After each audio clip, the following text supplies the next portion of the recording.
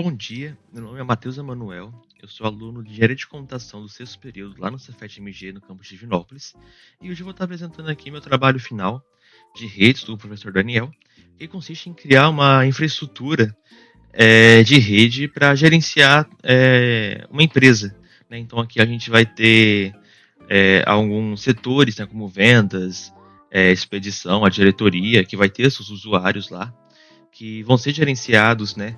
Cada um vai ter uma política de grupo, então, que vai definir o que cada um pode ou não pode fazer dentro da nossa rede. E além de configurações como DNS e DHCP, que vão fornecer para a gente os IPs para os computadores, fazer a tradução de nomes e de IPs. Então, a primeira coisa que eu vou mostrar aqui é o nosso DNS, que é responsável, né, por fazer essa tradução, igual eu falei. A gente tem as zonas diretas e a zona reversa. Então, isso aqui é responsável por quando a gente fornecer um endereço, ele retorne para a gente um nome, né, seja da máquina que está utilizando aquele endereço, e vice-versa. A gente fornecer o endereço, ele fornece um nome, se a gente fornecer o nome, ele fornece o endereço para a gente. Então, a gente pode ver aqui nossa zona reversa, e a gente pode ver também aqui a nossa zona direta, certo? E, bom, para a gente testar isso, a gente pode abrir o nosso terminal. E a primeira coisa que eu vou fazer aqui vai ser fazer um teste da saúde do nosso DNS, né? Para saber se ele tem algum impasse, algum problema. A gente pode rodar esse comando, que é um diagnóstico, e se no final ele retornar para a gente aqui que o nosso domínio passou no teste, quer dizer que está tudo certo, que não tem nenhum problema a ser resolvido. E bom, para a gente poder testar se as zonas estão funcionando, a gente pode dar um NSLOOKUP. E se a gente fornecer o nome, ele tem que retornar para a gente o endereço, e vice-versa. Fornecer o endereço, ele tem que retornar para a gente o nome. Então eu vou colocar aqui o nosso domínio.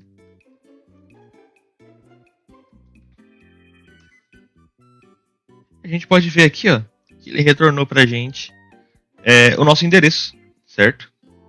O 92.168.3.1.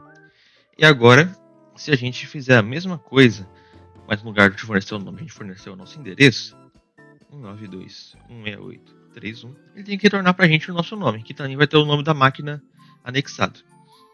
E a gente pode ver que funcionou. Ele retornou pra gente o SRV DC01, que é o nome da máquina. Matheus Emanuel, local. Então a gente pode confirmar que o nosso DNS está funcionando sem nenhum problema. E outra coisa que é interessante comentar é que o servidor de domínio ele tem que ter o IP fixo, né? Ele não pode depender que alguém forneça para ele, senão ele vai ficar chamando ele mesmo para fornecer e vai ficar em loop para sempre. Então a gente pode ver aqui que o nosso endereço IPv4 ele está fixo, né? Para a gente confirmar isso ainda, a gente pode abrir aqui as configurações do protocolo da nossa rede LAN. A gente vê que o IP ele está fixado, certo?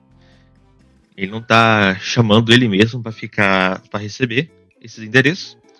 E aí que vem a questão, né? Mas de onde que vem esses endereços? E aí que entra o nosso DHCP. O nosso DHCP ele é como se fosse um garçom que, conforme os nossos clientes, que são todos os computadores, eles vão entrando no nosso restaurante, que seria o nosso domínio, eles vão receber, né, do garçom um cardápio, que na verdade esse cardápio é o seu endereço IP. Então se a gente vir aqui em Tools e vir aqui no DHCP, a gente vai ver IPv4, né, porque o que a gente tem aqui no Brasil é IPv4. Se a gente vir aqui no nosso Scope e vir em Address Pool, a gente vai ver aqui onde que começa, né, essa distribuição de redes, de endereços, que é o 92.168.3.100, e onde que ele acaba, o 92.168.3.200. Então, todo cliente, todo computador que entrar no nosso domínio, ele vai receber algum endereço dentro dessa pool aqui, beleza? Bom, aqui em Address Lists, a gente vai ter todos os computadores que já estão dentro do nosso domínio. Como a minha máquina virtual, que vai ser feito todos os testes de roaming, de mandatory, etc., ele já foi logado, né, para fazer os testes antes de poder gravar, ele já vai aparecer aqui pra gente, ó. Olha que interessante. A gente já tem aqui o endereço IP que ele recebeu, a máquina, que tem o meu nome, e aqui o domínio. Então a gente consegue ver que nosso domínio está funcionando. Como que ele recebeu isso? Que foi pelo DHCP, certo? Então a gente também tem que nosso DHCP ele está funcionando, certo? Foi o DHCP que forneceu esse endereço para ele.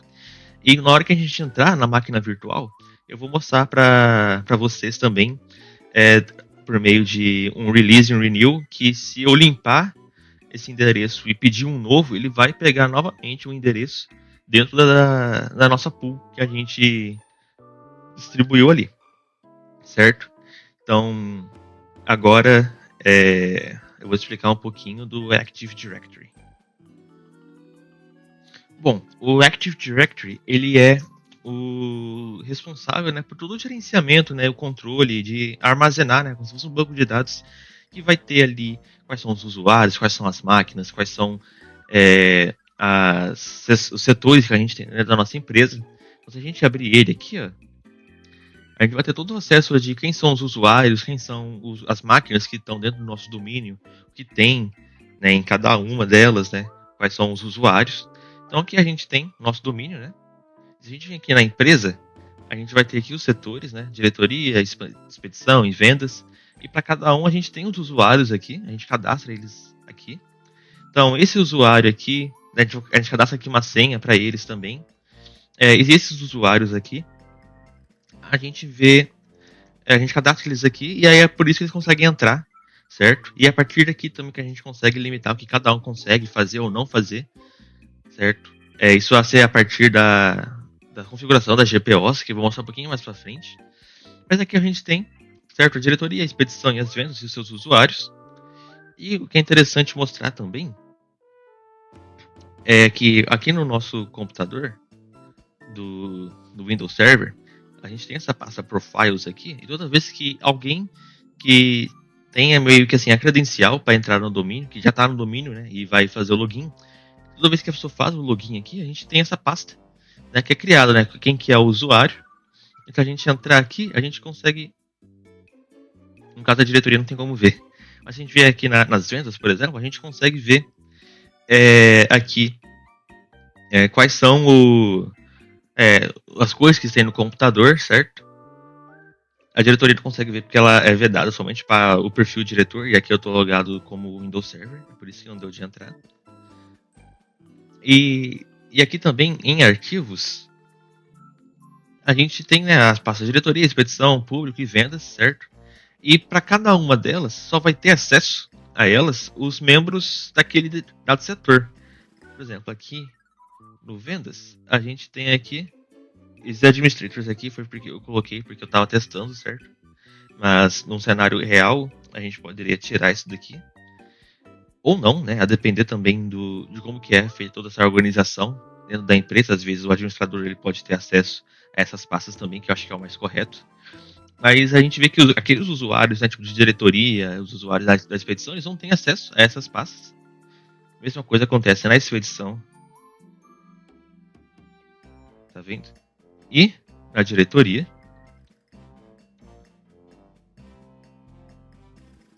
E a pasta pública é aquela que todos podem ter acesso, modificar. E aí, para ter ficar adicionando de um em um, eu dei acesso para everyone mesmo. Podem ter o controle total. Mas isso é só uma forma, só pra gente poder ver que todos vão ter acesso a isso quando a gente for lá pra máquina virtual. Vou mostrar isso pra vocês. E no mais é isso mesmo. Aí agora a gente vai lá pra máquina do Windows 11, onde a gente vai fazer teste de perfil de roaming, de mandatory, que inclusive, vou até mostrar aqui, aproveitar. O usuário 2 de vendas, ele é o nosso mandatory. Então, ele meio que só consegue entrar no computador e ver o que tem lá, ele não vai conseguir fazer nenhuma modificação. E para o teste de roaming, eu vou utilizar um usuário da diretoria mesmo, certo? E depois disso, vamos ver sobre as GPOs, né, que são as políticas de grupo que são aplicadas para poder organizar, decidir o que cada um pode ou não pode fazer dentro da máquina na rede, certo? Bom, eu estou aqui no Windows 11 agora, né, que é meio que a máquina que os funcionários vão utilizar. E eu vou fazer login como um membro da diretoria. Eu vou utilizar um que eu criei agora em off ali, o DIR03. Porque o DIR02 eu já tinha feito o login dele, só que eu não tinha colocado o path do profile. E aí acabou que não ia ser muito útil para eu mostrar, porque não ia ser o primeiro login. Então eu criei um usuário novo, que vai ser o DIR03. Vou colocar as credenciais dele aqui. Importante ressaltar que a opção de criar uma nova senha após o login eu desativei. Então essa aqui vai ser a senha padrão mesmo. Então esse aqui é o primeiro login do DIR03. E como é o primeiro login dele, tem todo aquele processo de criar área de trabalho genérica, tudo como se fosse ligando a máquina pela primeira vez. Então enquanto ele faz isso aqui, explicar, né, o que é esse perfil de roaming, que a gente tanto fala. É porque esse aqui é meu gato. O perfil de roaming é um perfil que, quando você faz o logoff, né, o logout dele, ele sincroniza todos os dados com o nosso Active Directory, né, que é o nosso servidor. Então toda modificação que ele fizer aqui vai ser salva lá no nosso Windows Server. Então, para a gente ver se está funcionando, a gente vai fazer o login aqui, né, que no caso já foi feito, com um usuário que é o roaming, que no caso é o nosso DIR03. Vamos fazer o logoff e a gente vai abrir lá no Windows Server e ver se a pasta ou o documento que foi criado aqui, se ele aparece lá pra gente.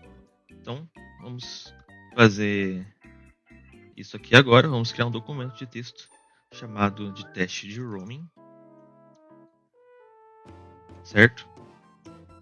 E bom, eu vou aproveitar que eu já estou aqui, né, em um perfil de usuário e vou utilizar aqui o nosso prompt de comando para a gente fazer os testes de conexão, né? Então vamos tentar dar um ping no site do Google mesmo para ver se a gente tem algum retorno. A gente pode ver que está funcionando, a gente está recebendo a resposta. A mesma coisa acontece se a gente utilizar o endereço IP da Google, que no caso é 8.8.8.8. A gente vê que está funcionando também da mesma maneira. Assim como a gente pode tentar também dar um ping na nossa máquina do Windows Server, né? Se a gente fizer isso, a gente vê que a gente está obtendo a resposta. Então está funcionando. E a mesma coisa a gente fornecer o endereço de IP do nosso host, né? Então a gente vê que a conectividade está funcionando tranquilo, sem mais problemas, né? Aproveitar também para mostrar o nosso endereço IP, que eu já mostrei antes lá nos aliases lá do DHCP, que é 192.168.3.100. Para mostrar também que ele não está fixo, eu vou mostrar aqui.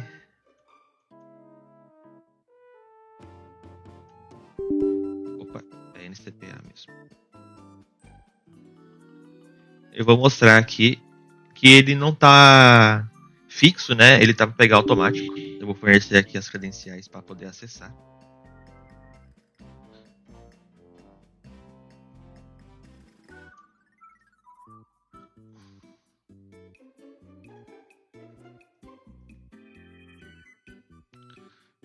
Bom, a gente vem no protocolo IPv4, a gente vê que tanto o endereço IP como o DNS estão sendo obtidos automaticamente e que o prefixo ele não está colocado manualmente, então a gente consegue ver quando a gente dá o ipconfig aqui, que no caso já foi dado, a gente tem o sufixo do nosso domínio, então está funcionando, e a gente também tem o endereço da nossa pool, que vai de 100 a 200. Se eu der um release e um renew aqui, que no caso seria para pegar um novo endereço, a gente vê que ele continua mantendo o endereço, ele está sempre fornecendo o primeiro, mas que está dando certo, ele não está fornecendo nenhum endereço de fora, né? Ele não está pegando nenhum endereço da internet da máquina, que minha máquina física mesmo está conectada. Se a gente dá um ipconfig aqui /all, a gente vai ter mais detalhado, mas a gente vê que tanto o gateway, a gente vê que o DHCP também está habilitado, o domínio está certo, né? Os endereços estão todos corretos. Então, está tudo ok. E bom, vamos fazer o logout agora, aqui, do do nosso perfil. E assim que ele terminar, ele vai sincronizar com o nosso servidor. E aí, quando a gente terminar aqui, a gente vai lá pro servidor e ver se aquele TXT, teste de roaming, aparece lá dentro da pasta do usuário DIR03. Só esperar fazer o syncout e a gente vai para lá. Syncout realizado. Então a gente vem pro nosso Windows Server. A gente vem aqui. O DIR03 foi criado, ele não existia antes. O DIR02 também não existia, mas foi aquele problema que eu falei. Eu não tinha colocado o path do profile na configuração do usuário, e aí mesmo tendo feito o login, ele não salvou aqui, então eu criei outro usuário só para ficar melhor. Eu não tenho as credenciais aqui, mas eu vou me fornecer elas me colocando como owner. Então eu vou colocar o Windows Server aqui como owner do usuário. Vamos dar um apply. E agora eu vou ter acesso, né, à pasta. Se a gente vir aqui no desktop, aqui, teste de roaming.txt, então tá funcionando, tá tudo tranquilo, né, o nosso usuário de roaming tá funcionando. Se a gente voltar para lá agora, no nosso servidor, no nosso usuário, e fizer o login novamente, com as credenciais dele, a gente vai ver que o arquivo se mantém lá, certo? Aqui, teste de roaming. Então tá tudo ok, certo? Então agora eu vou fazer um syncout. Enquanto faz o syncout aqui, a gente vai vou mostrar para vocês com qual usuário a gente vai fazer o login agora, que vai ser o Ven02. Se a gente for ver aqui, ele é um usuário mandatory, né? Então ele é basicamente modo leitura. Então todos os usuários de vendas, quando eles fizerem login na máquina, eles não vão poder ver o que já existe na máquina. Eles não vão poder ter acesso a modificações, como criar pastas novas ou modificar arquivos existentes. E aí o teste que a gente vai fazer é justamente esse. A gente vai logar como um usuário de vendas, vai fazer modificações lá dentro. E depois disso, a gente vai... a gente pode ver aqui que não tem nada. A gente vai fazer o logout e fazer o login novamente para ver se salvou ou não. Então vamos fazer o login aqui como outro usuário, que vai ser o Ven02. Colocar as credenciais dele.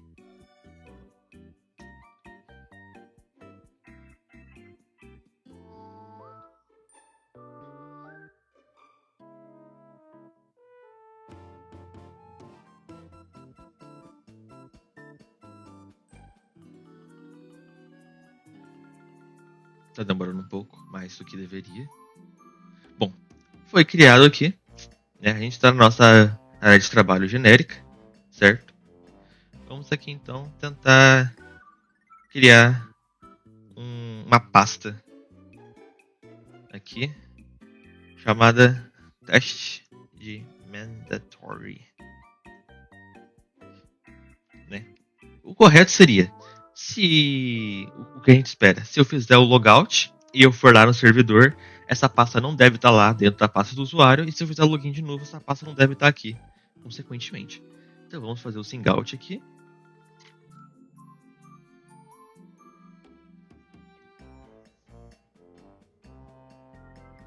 Syncout realizado. Vamos vir aqui no nosso Windows Server.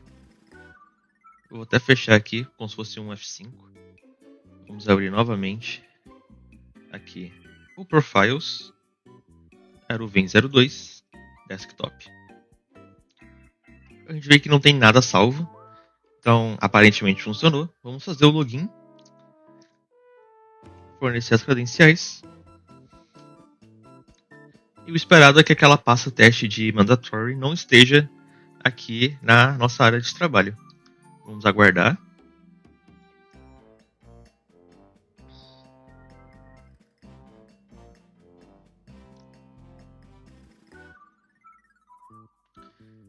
E a gente vê que a pasta realmente não está aqui na nossa área de trabalho. Então, funcionou, né, essa configuração do perfil mandatory, que é obrigatório. Né, a pasta estava aqui, ela não está mais. Então esse usuário realmente ele só vai ser para leitura mesmo, né, ver o que já existe aqui dentro. certo? E agora a gente vai falar um pouco das GPOs. Então, a gente vai voltar lá para o Windows Server, mostrar quais foram as GPOs configuradas e depois voltar aqui para o Windows 11 para mostrar esses funcionamentos. Bom, por fim, para a gente falar das nossas GPOs, eu já estou aqui na aba do grupo Policy Management. E aqui tem as GPOs que foram aplicadas, né, no nosso sistema. Interessante informar que ela foi aplicada somente para os usuários das vendas e para o computador, né, tipo, após eu explicar aquelas outras partes da HCP, do DNS, do roaming e do mandatory, eu coloquei a minha máquina virtual dentro do Active Directory das vendas, para que esses policiamentos aqui de máquinas funcionem. Então, para a máquina, eu coloquei 3 GPOs, 2 delas são quase que uma somente, que é apenas um aviso de que o computador, aquela máquina é somente para fins comerciais, então não vai ter nada, o objetivo dela não é nada fora disso. E também para que não mostre quem foi o último usuário a fazer login, né, dentro da máquina, isso é só por uma questão de privacidade mesmo, certo? E na questão de usuário, é proibido, né, ele utilizar o CMD ou ele mudar o background, já que é uma empresa e ela tem o seu visual, né? Evitar que o vendedor ele coloque coisas pessoais, uma foto da família, do cachorro ou de alguma coisa que ele goste. Ele não vai ter acesso à lixeira, ele não vai conseguir desligar ou ficar reiniciando a máquina, né? Isso para evitar qualquer problemas, assim. Então, tipo, se precisar fazer isso, alguém que possa fazer isso vai fazer isso na máquina. Não vou poder ter acesso ao editor de registro. Também já falei, né, do CMD. Ele não vai ter acesso ao Task Manager. E também ele não vai aceitar pendrives, né, por causa dessa questão de vírus, tudo. Então, ele não vai aceitar nenhum tipo de entrada externa para compartilhamento de arquivos nem nada.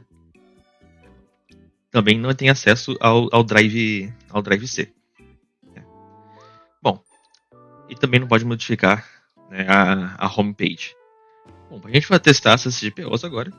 Vamos entrar aqui. Eu estou no Windows 11. Como vocês podem ver, não aparece aqui nada de login. Vou dar um clique e ele vai me dar um aviso. Né, o uso do computador deve ser somente para fins comerciais, que é justamente as GPOs que foram configuradas aqui no início. Então vamos fazer o login com as credenciais do vendedor.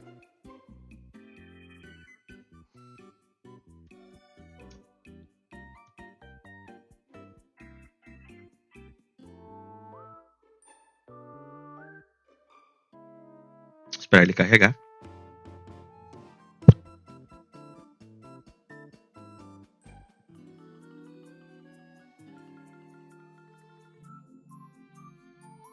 Bom, a gente está aqui na nossa área de trabalho. Vamos tentar aqui acessar o CMD. O CMD abre o nosso ponto de comando, mas ele fala que foi desabilitado. Então a gente não consegue fazer nada. A mesma coisa acontece com o regedit. Ele vai dizer que a gente não tem permissão para fazer isso. Se a gente tentar fazer a personalização aqui do nosso background, também vai dar erro. A gente não vai conseguir fazer. Também tem uma GPO de que quando a gente for abrir o nosso Explorer, a gente já abra direto no site, né, que a gente escolhe qual que vai ser a URL. No caso aqui, eu coloquei o Cefet. Vamos só... É a primeira vez que eu estou abrindo o navegador aqui. Porque ele é mandatory, então ele não vai ficar salvo. Então só pra gente pular isso aqui. Ele abre aqui no site do Cefet, conforme configurado lá na GPO. Certo? A gente não vai ter acesso ao disco local, igual eu já mostrei anteriormente. Interessante que a gente tem os arquivos aqui, né, que são esses mesmos aqui. Opa. O cursor travou aqui. Bom,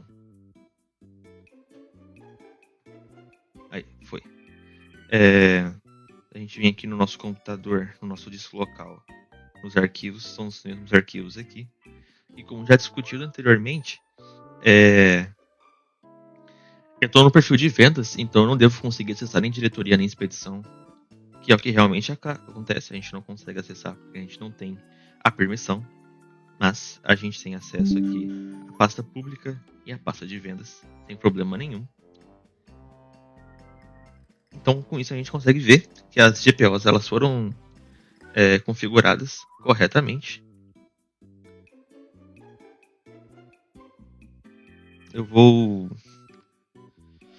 encerrar agora o nosso trabalho. Esse foi o meu trabalho, espero que o senhor tenha gostado. Qualquer dúvida, só me avisar. Deixe nos comentários. Muito obrigado.